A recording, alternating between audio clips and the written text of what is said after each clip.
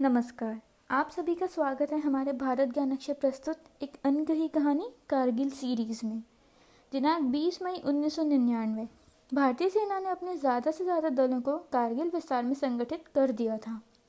जैसे ही सेना को एलओसी के नज़दीक की स्थिति के बारे में जान हुई, वैसे ही उन्होंने 5 इन्फेंट्री डिवीज़न, 5 स्वतंत्र ब्रिगेडियर और 44 बटालियन को कश्मीर की वादियों से सीधा कारगिल सेक्टर में संगठित कर दिया। सब मिलकर 2 लाख जितने भारतीय सैनिक थे।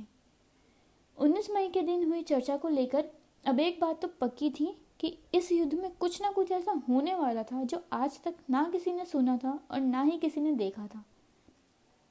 अब हमारी सारी टुकड़ियां एक के बाद एक जगह पर अपना कब्जा पाने की कोशिश कर रहे थे, जहां घुसपैठियों ने कायरता से कब्जा कर रखा था। भारतीय सेना दूसरे दिन 21 मई को कैनबरा PR-57 को लॉन्च करने जा रही थी, ताकि अब जहां भी घुसपैठिए हों उन पर नज़र रखी जा सके। उनकी निगरानी करना काफ़ी आसान हो गया था, क्योंकि NH-1 के करीब का हिस्सा हमारे कब्जे में आ चुका था, जिसकी वजह से अब हम दुश्मनों को धूल चटाने में सक्षम थे। जैसे जैसे दिन बीत रहे थे, वैसे वैसे ही युद्ध एक नया पाठ पढ़ा रहा था। हर दिन एक अलग कहानी थी जो हमारे वीरों के खून से लिखी जा रही थी। मेजर राजेश सिंह अधिकारी, यह एक ऐसे भारतीय वीर थे जिन्होंने अपनी जान अपनी मातृभूमि पर न्यौछावर की थी। मेजर अधिकारी का जन्म 25 दिसंबर 1970 को नैनीताल उत्तर प्रदेश में हुआ था। उनका बचपन नैनीताल के कुमाऊं पर्वतों के बीच में ही गुजरा था। उन्होंने सेंट जोसेफ कॉलेज से अपनी शिक्षा प्राप्त की थी और अपनी BSc की पदवी कुमाऊं यूनिवर्सिटी से प्राप्त की थी। राजेश बड़े ही शिष्ट एवं मृदुल स्वभाव के थे। उन्हें संगीत बड़ा ही प्रिय था। उन्हें गिटार बजाने में भी महारत हासिल थी। तारीख 11 दिसंबर 1993 में मेजर राजेश को मिलिट्री एकेडमी में लिया गया था।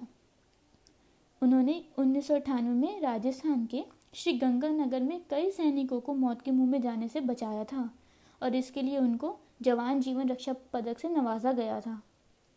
कारगिल के दौरान उनकी पोस्टिंग 18 ग्रेनेडियर में हुई थी।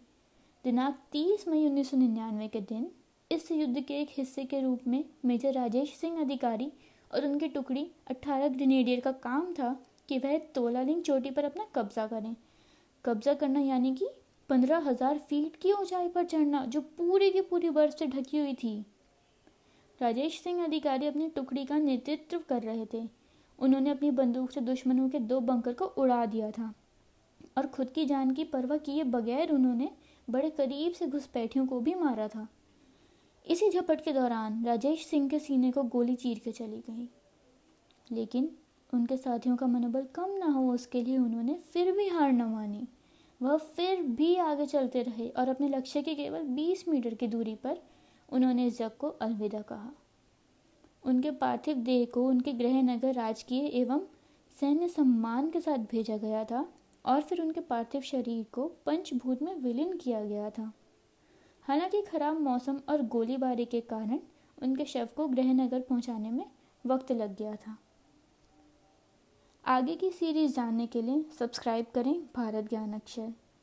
यह आपको इंस्टाग्राम पर भी मिलेगा, यह आपको यूट्यूब पर भी मिलेगा और फेसबुक पर भी मिलेगा। तो सब्सक्राइब करें और शेयर करें।